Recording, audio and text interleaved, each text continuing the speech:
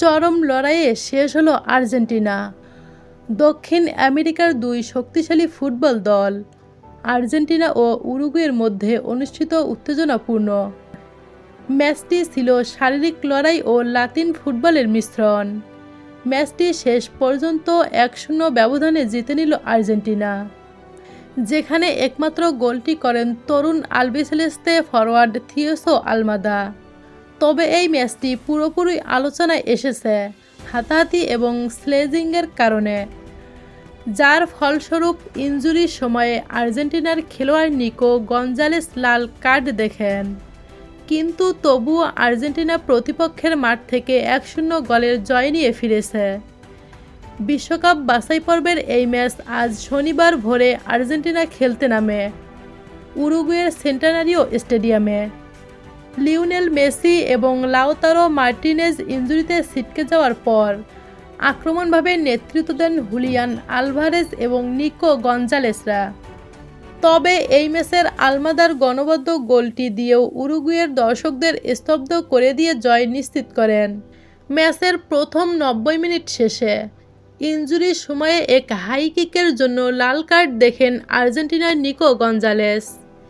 এক উড়ে আসা বল থেকে তিনি উরুগুয়ের খেলোয়াড়ের মুখে লাথি মারলে রেফারি সরাসরি লাল কার্ড দেখান।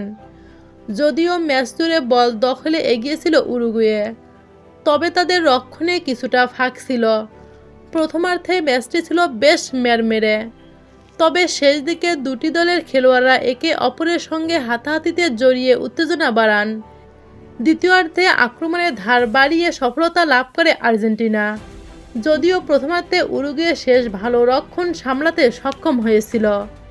এখানে উল্লেখ্য, পূর্ববর্তী বিশ্বকাপ বাছাইয়ের ম্যাচে উরুগুয়ে আর্জেন্টিনাকে 2-0 ব্যবধানে হারিয়েছিল, কিন্তু এই ম্যাচে আর্জেন্টিনা যেন তারই প্রতিশোধ নিল।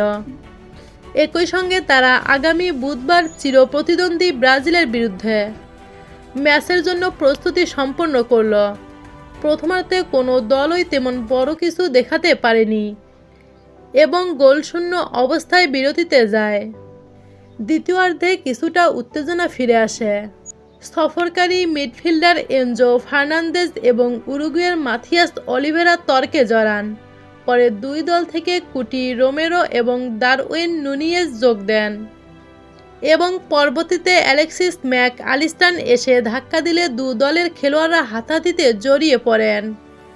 এটি ম্যাচের উত্তেজনা বাড়িয়ে দেয়। দ্বিতীয়ার্ধে আর্জেন্টিনা দ্রুত আক্রমণ শুরু করে এবং তাদের পাসিং এবং মুভমেন্টে বেশ কিছু সুযোগ তৈরি হয়, তবে উরুগুয়ের রক্ষণ খুবই শক্তিশালী ছিল। এর মাঝেই 68 মিনিটে আর্জেন্টিনা ম্যাচের একমাত্র গোলটি পায়। আলভারেজের পাশে দারুণ শটে আলমাদা গোলটি করে উরুগুয়ের গোলরক্ষককে পরাস্ত করেন। তো দর্শক, চরম লড়াইয়ে শেষ হলো আর্জেন্টিনা উরুগুয়ে ম্যাচ। এতে আপনাদের গুরুত্বপূর্ণ মতামত কি জানিয়ে দিন আমাদের ভিডিওর কমেন্ট বক্সে। ধন্যবাদ।